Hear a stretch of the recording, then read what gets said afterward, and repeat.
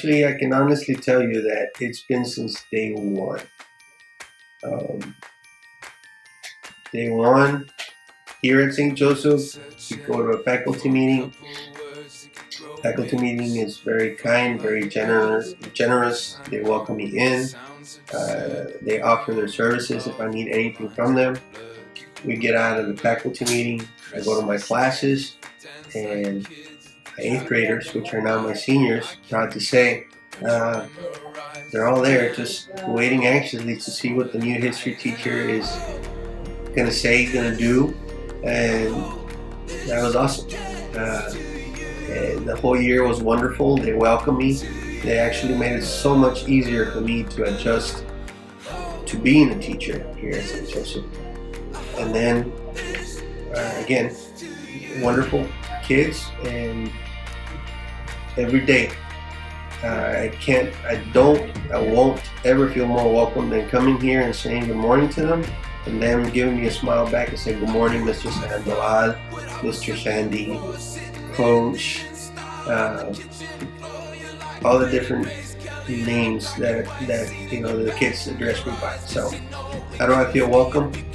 It's just a simple good morning every day from my students to my students, and the way they respond and smile back.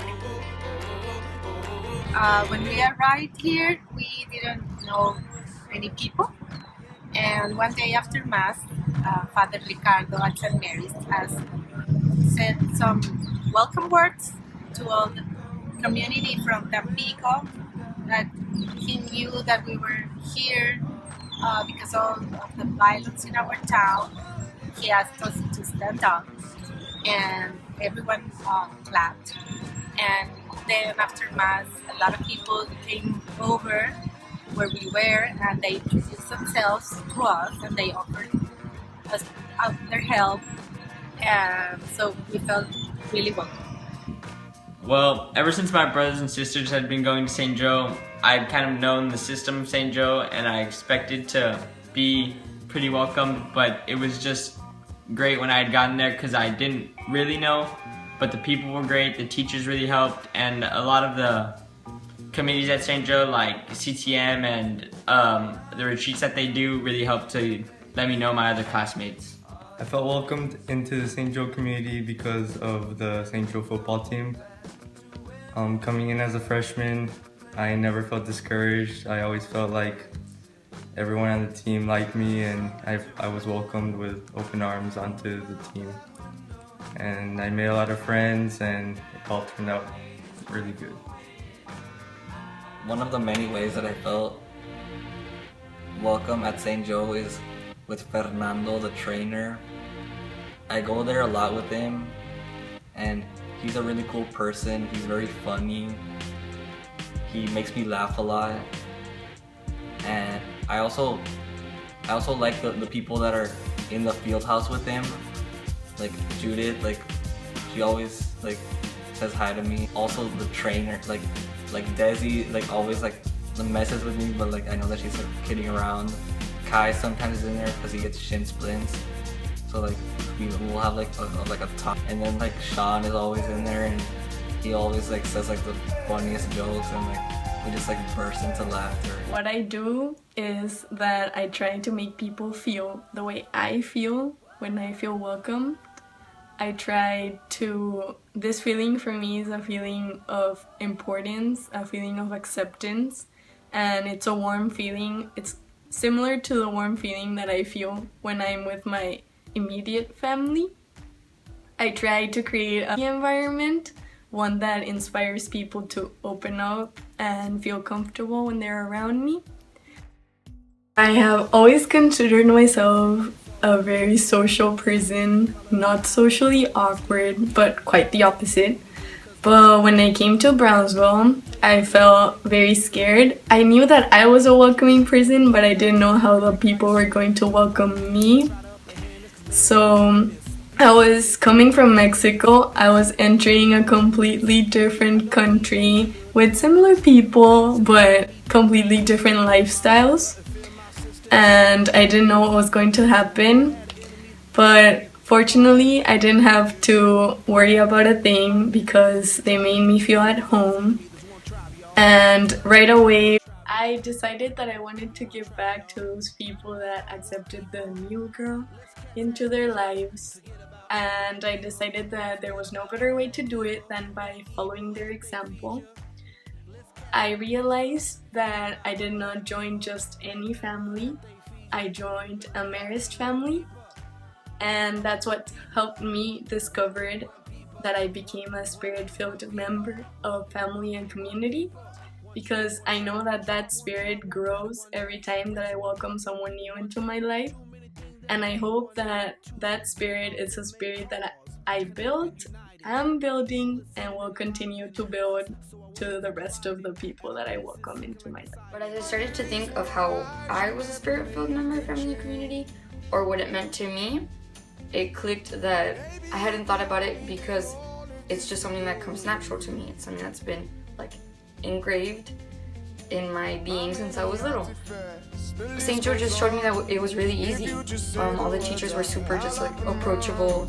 Everyone just made it really easy to feel welcome. And so I've always wanted to share that sense of welcoming, sense of community to other people. It feels good to know that you're helping somebody else out when they could be alone and unhappy, and just to know that someone cares about them. Because I like to make people happy and because I like helping out, I agree to a lot. And that means like just little favors or rides or yes to another project or yes to volunteering one more time. And so with that, it kind of drags your energy down. It kind of makes it harder to be so open to people. It kind of makes you hesitant, like, I don't know if I should like waste all my time with this. Maybe I'll save some of my energy for later, but you can't. Like, you're gonna agree to something, you have to give it 100%.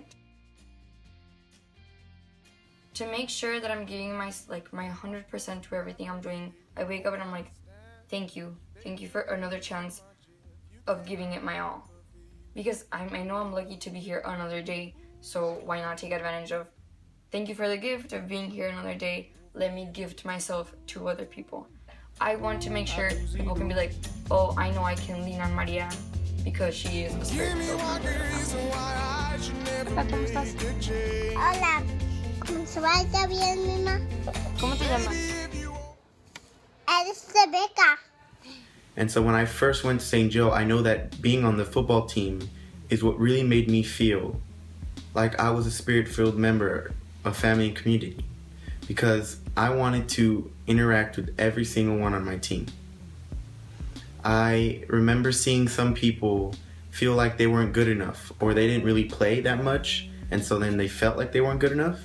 But I knew it was never about that. It was about being sure that they wanted to play and they had a love for the sport the same way that I did.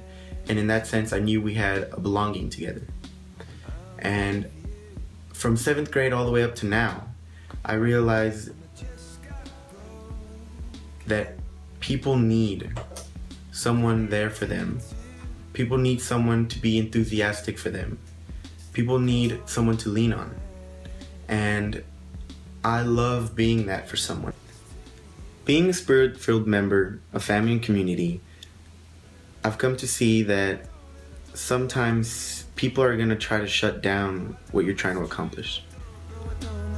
And in that way, there's a lot of obstacles I've had to overcome.